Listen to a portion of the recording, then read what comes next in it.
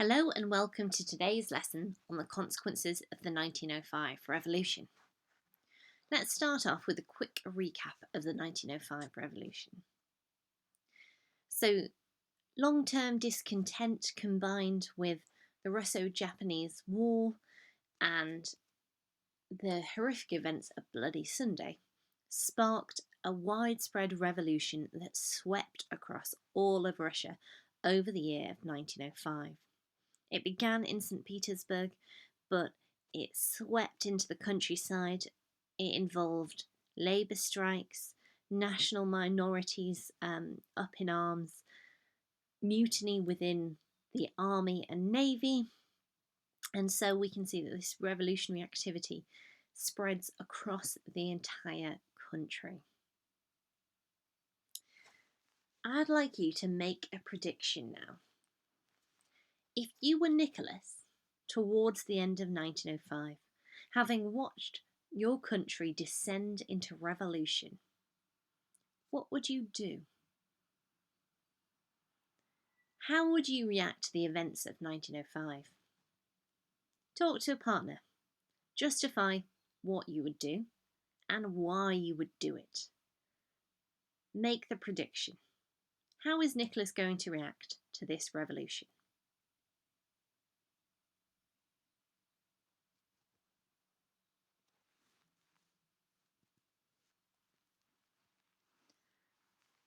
So today we're going to have a look at Nicholas's response to the 1905 revolution. Hopefully we're going to learn why he reacted in this fashion and evaluate how much Tsarism was damaged by the 05 revolution. Now, when we're asked to predict, we might find it a bit hard because there are certain things we might do in the modern day that are different from the mindset of Nicholas, an autocrat who very much believed in the kind of divine right by which he was ruling Russia. He believed God had appointed him and nobody could question him. So how do you think he would have reacted to a revolution? He did react in quite a Nicholas typical fashion. He said to one of his ministers, "One would think you are afraid a revolution will break out." The minister replied, "Your Majesty, the revolution has already begun." This incident is typical of Nicholas's incompetence, really. He did not understand the severity of the situation. He did not understand the danger he, his family, and his position as Tsar were in. Very typical. Eventually, Nicholas realises that if he does not take some action, he will lose Russia. And so, in August 1905, he attempts to make a compromise with the revolutionaries in the form of the August Manifesto. Now, the August Manifesto is a series of concessions introduced by the Interior Minister, Alexander Bulgin.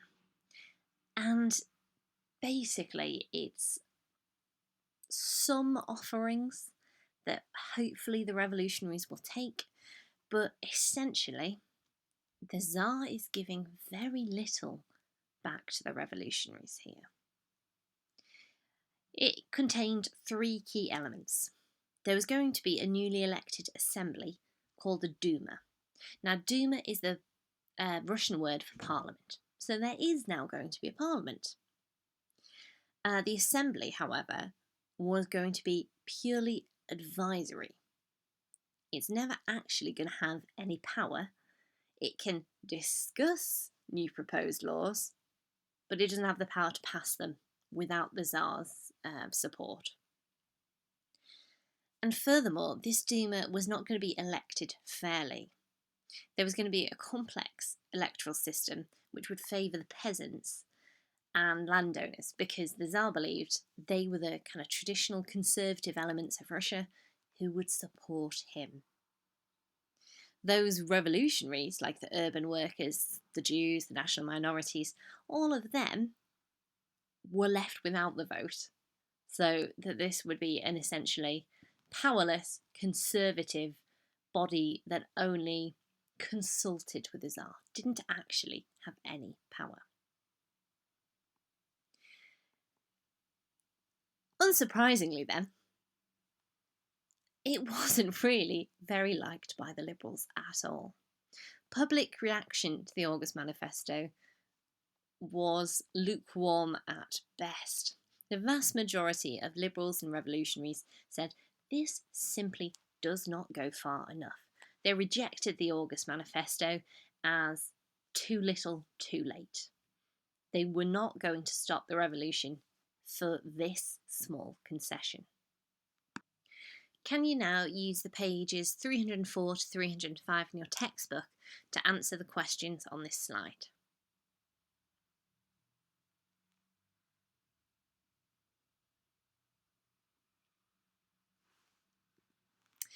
Now, the public weren't satisfied with the half-hearted concessions Nicholas made in the August Manifesto.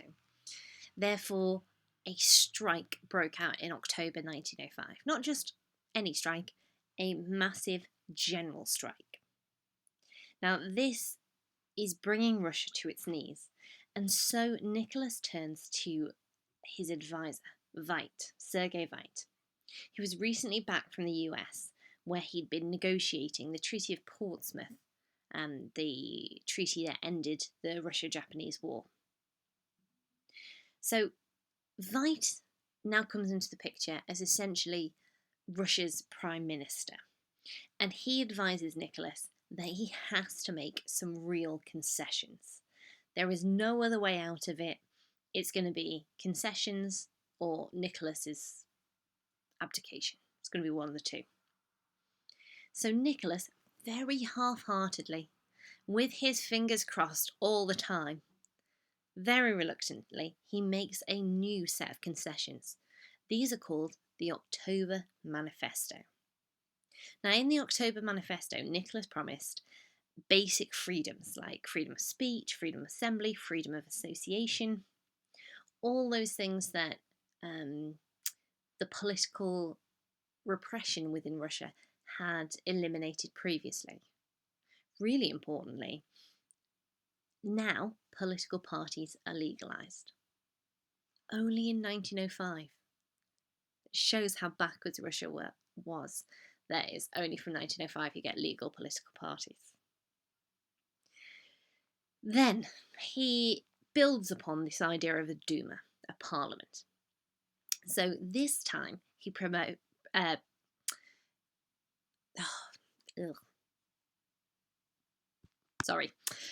This time he suggests a Duma with actual power. So not just consultative, but actually legislative.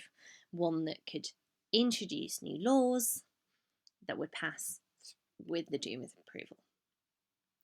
And also, the right to vote in the Duma would be different. Instead of being weighted towards the peasantry and the landed classes, it's now fair, equal to everyone in Russia. This is exactly what the Liberals have been wanting, because this is essentially a constitutional democracy. It is Britain. There's a parliament. Everyone has a vote in it. They actually were able to pass laws. This is exactly the European model that Russian liberals have been desiring for so long. It was therefore seen as the end of autocracy, and the vast majorities of liberals really liked it. In fact, they formed a new political party called the Octoberists. So after the October Manifesto, these guys are liberals who are now totally in support of the Tsar.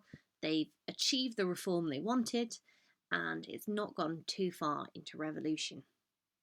So the Tsar has effectively won liberal support for himself, and he's taken the liberals away from the 1905 revolution. He's divided and conquered. It's not to say that all liberals loved the October Manifesto. Some did claim it didn't go far enough, and in fact, they set up a party known as the Constitutional Democratic Party, or Cadets. So we've got the Octoberists and the Cadets who are formed. Both are liberal parties, but the Octoberists, like the October Manifesto, the Cadets feel it doesn't do enough. Now, the leader of the Cadets is Paul Milyukov. It's an important name to remember because he's going to crop up quite often. Now, whilst the October Manifesto has won over the liberals, it has not won over the revolutionaries. Those on the far left do not like this at all because they see it as a reform that doesn't go far enough. They want full revolution. They've ended autocracy, but they haven't got rid of the Tsar, and that's what these groups want. But the Tsar's been very clever here, or rather perhaps we should say Veit has been very clever, as it was, after all, his plan. The revolutionaries, everyone involved in 1905, wanted to see an end to autocracy. But that was the only thing that they had in common. The Tsar has ended autocracy by introducing this Duma, but the Tsar is still there. Now, 1905 is going to fizzle out because the liberals are no longer going to support the revolution, which leaves just that far left wing. And the government is quickly going to put them down. Now, one of the main targets of the government are these new Soviets that have cropped up during the 1905 revolution. Now, remember, at this point, a Soviet does not mean communist. Soviet is simply a council of elected representatives of the city's workers. And there were two really important Soviets set up during 1905. One in St. Petersburg and one in Moscow. They're initially kind of like strike coordination committees, but they quickly escalate their role. So they become far more political, and they even, for instance, establish their own militia and newspaper. They become an effective political campaigning body. And therefore, they're very threatening to the Tsar. And the Tsar has to do something to get rid of them.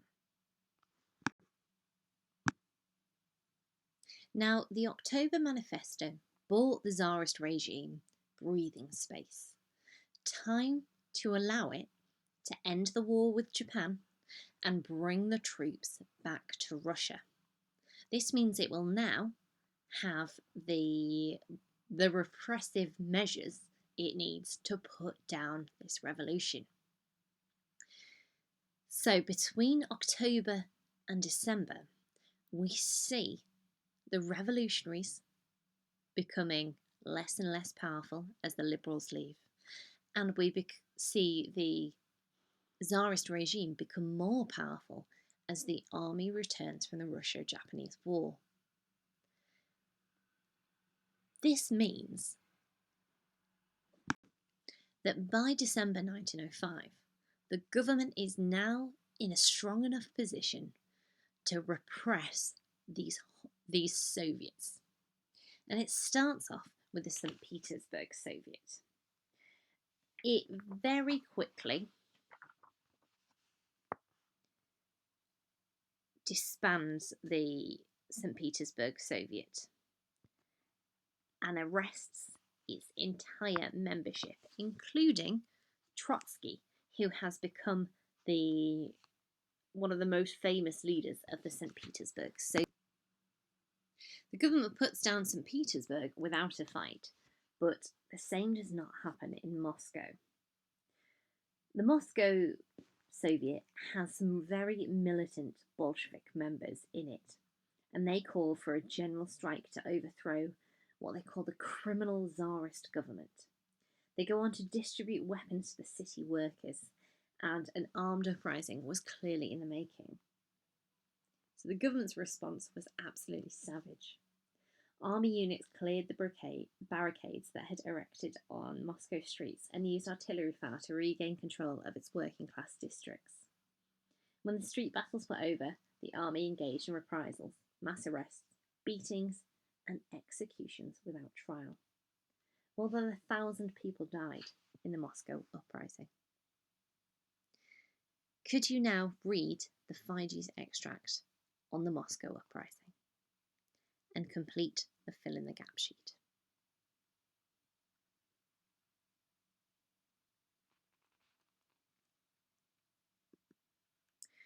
So one of the big questions surrounding 1905 is, why did the Tsar manage to survive this revolution? And how far did he survive? Was it the same regime in 1904 as it was in 1906, or had there been a fundamental change? Let's start looking firstly at why did the Tsar survive? Well, for most of 1905, the revolution is totally disorganised. It is a series of spontaneous, individual revolutions across Russia. It is never a unified revolution. This means that the revolutionaries are easily divided and conquered by the Tsar, and he does this through the October Manifesto, which buys him that breathing space in which he can bring back the army, and importantly, the army remains loyal to the Tsar. Because the army remains loyal, the Tsar is then able to use repressive forces to crush the uprising by December 1905. Now, that means that the workers in Moscow and Petersburg, in the Soviets, just put down. And in fact, there is an upswelling of popular support for the Tsar, from the conservative elements of the Russian people, most notably the Union of the Russian People and the Black Hundreds. Now, if you read page 306, the top paragraph there, you'll find more about the Union of Russian People and the Black Hundreds. They're essentially paramilitary gangs who go around targeting Jews and revolutionaries. Now, when historians study 1905, in the background there's always this question: why did the Tsarist regime survive in 1905 compared to falling in 1917? So there's this constant kind of comparison between the two revolutions. Now, Orlando Figes calls the 1905 revolution the dress rehearsal for the 1907 revolution that will eventually bring in communist Russia. So I'd like you to read his little article here, the extract from his book, and answer the questions. Why is it 1905 is seen as the dress rehearsal for 1907? Sorry, 1917. So overall then, what was the significance of the 1905 revolution? Well, it was the first broad-based challenge to Tsarism, coming from across Russian society. It did, however, teach the government a lot. It taught the government that as long as it remained